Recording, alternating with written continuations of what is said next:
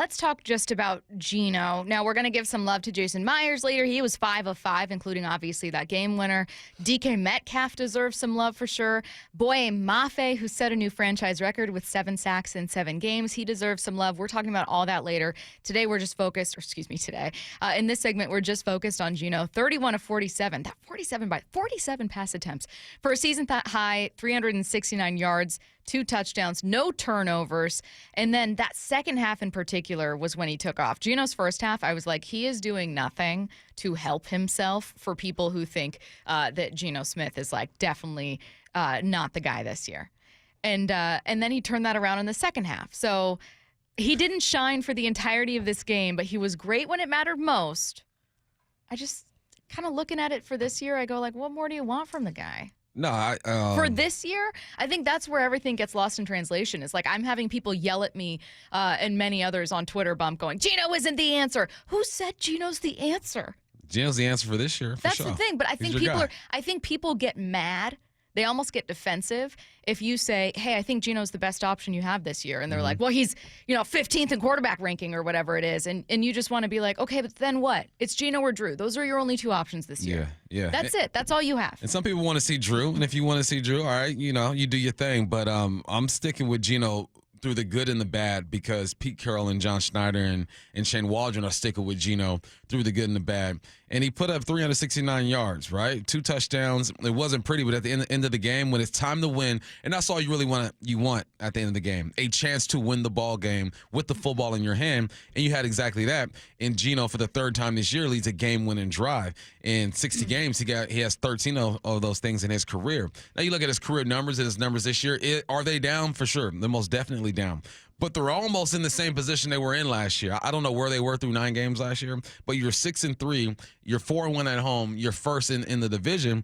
That's all you can ask for. Like, this team is going to lose maybe 6 games this year. I think that's a fair number to say. So along the journey to the playoffs, there's going to be ups and downs, man. And I just love a win. I'll take it however you can. There's obviously some things that you need to fix.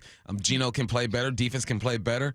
But it's hard for me to sit and just harp on the negative when you get a W in this fashion, in a way that people thought Geno couldn't do it, too. Right? People have been saying, oh, he doesn't put together game-winning drives.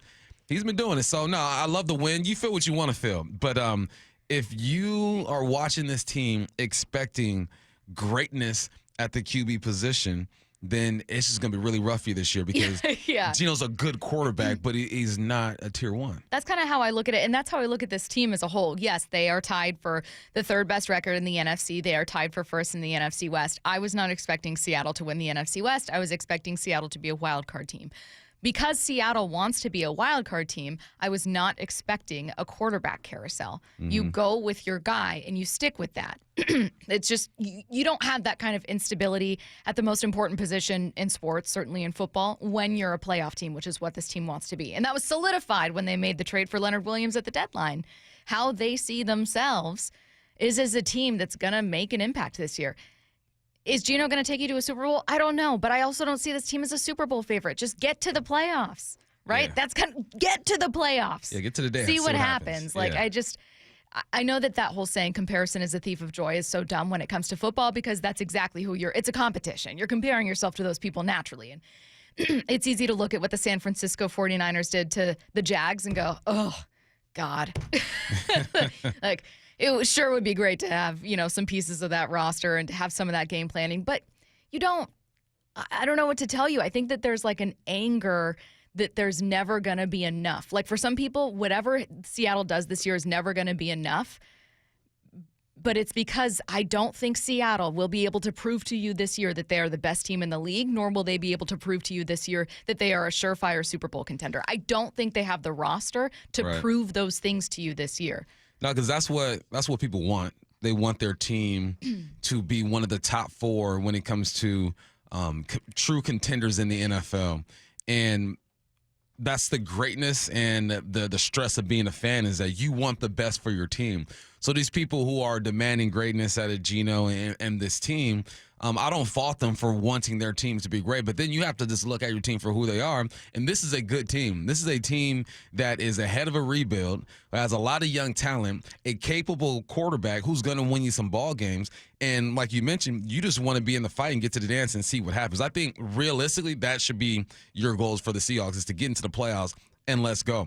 Now, these guys are going to be coached to win championships. They're going to prepare to win championships. But when you talk about the favorites in the league, they're probably not even top 8 when it comes to Vegas. I don't know where Vegas has them with their odds to win the Super Bowl. That's just who they are, and I'm okay with that because a team like that is going to be competitive more often than not. And when I'm looking at this squad, I go, be competitive every single week, and you'll have a chance when it's all said and done. And for the most part, they have been competitive. The only time they really weren't was against the LA Rams when they got blown out. Other than that, these guys have been competitive. And last week against the Ravens, can't forget about that, right? Yeah. 2 games where they weren't competitive. So, yeah, man, I think my understanding or my expectations, our expectations of the team is a bit different than the fan that demands a Super Bowl. Not saying you shouldn't demand a Super Bowl. I'm just saying you're going to be stressed out this year if that's what you want.